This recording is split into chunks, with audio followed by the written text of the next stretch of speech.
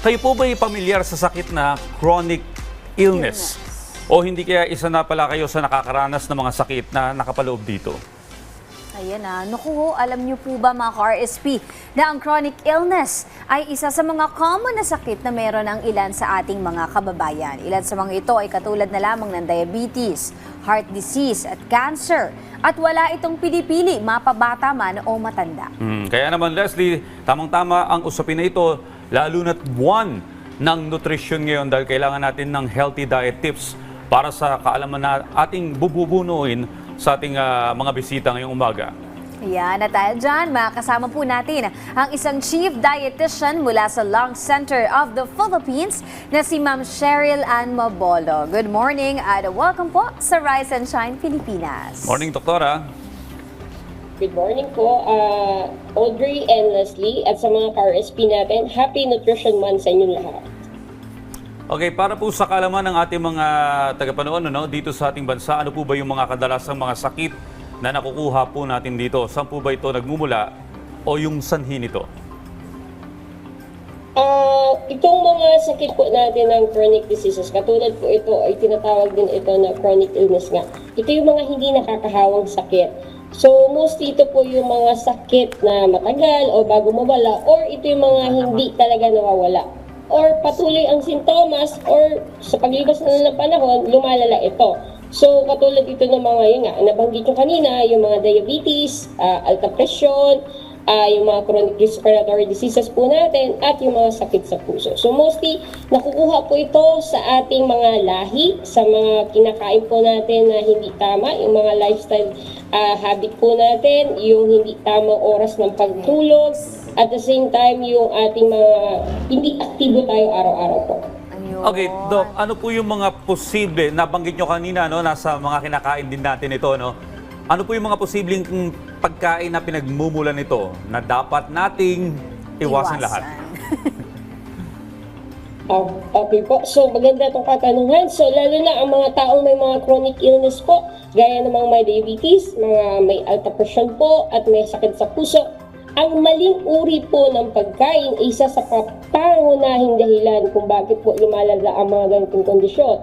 So, unang-una po, yung pagkain ng mga matataas sa asukal at yung mga pagkain na mataas po sa asin at pagkain po ng mga matatabang pagkain at mga cholesterol po at yung mahilig po pa rin tayong kumain ng mga ultra-processed na mga food po, yung mga instant food din po at yung mga hanggat maaari, bawasan na po natin ang paninigarilyo at pag-inom ng alak. Ayun. So lahat ng sobra masama.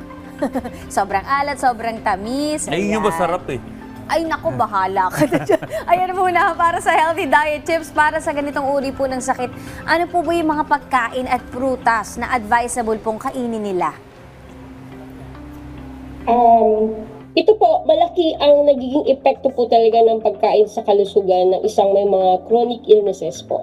So, kung may mga pagkain kailangang iwasan, meron din po mga pagkain ng mga prutas at na mainam at na marerekomenda din po namin mga registered nutritionist dietitian. So, unang-una yung ating pong gulay na mayaman po ito sa fiber at mga antioxidant katulad mga palaya, malunggay, talbos ng kamote po, broccoli, cauliflower, mga okra, at pagkain po ng mga whole grain po na matataas din po sa fiber. So, nakakatulong po ito sa pagbaba ng ating asukal sa dugo o pagtaas ng mga kolesterol at mga pagkain po ng mga protina pero po mababa sa taba. Ibig sabihin, ito po yung mga isda na mataas sa omega-3 fatty acid po.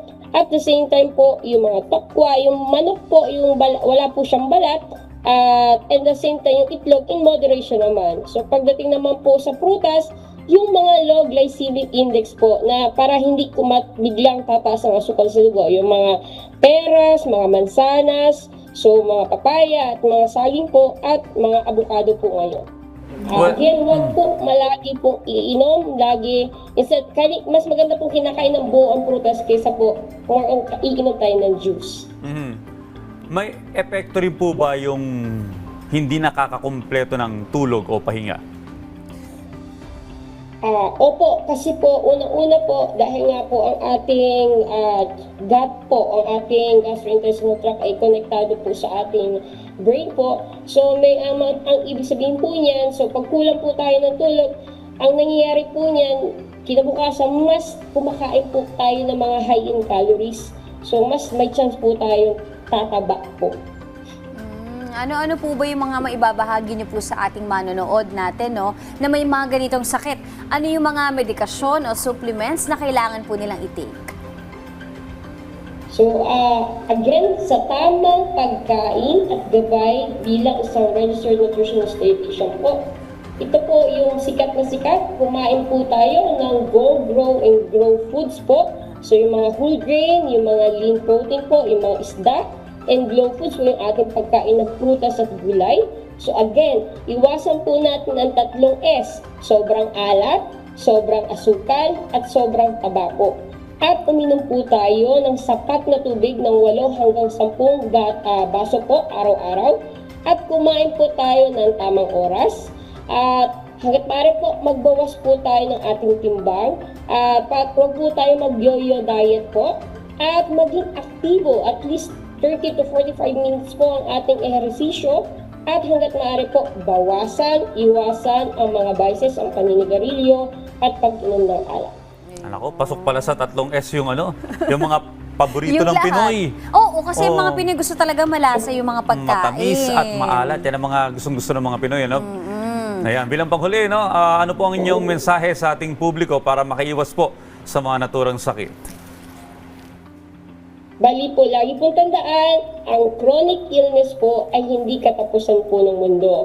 Kundi isang paalaala na dapat nating alagaan ng ating katawan araw-araw. So, madali po mabuhay na ang kondisyon tulad ng diabetes, high blood po, sakit sa puso o may problema po sa kidney. Una-una po, maaaring makontrol ang karamdamang ito sa pamamagitan po ng tamang pagkain, regular na ehersisyo, sapat na paghinga rest po natin, disiplina sa pag-inom ng gamot, maliit na pagbabago na pang-araw-araw na buhay gaya ng pagbawas ng pagkain sa matamis, maalat, mamantika, paglalakad ng 30 to 45 minutes po, at pagkain ng mataas po sa fiber, sa mga gulay natin, mga prutas. Hanggat maaari po, kami po mga registered nutritionist dietitian, andito po para handang gumabay sa inyo tungo sa malusog na buhay at iwasan po ang self-medication.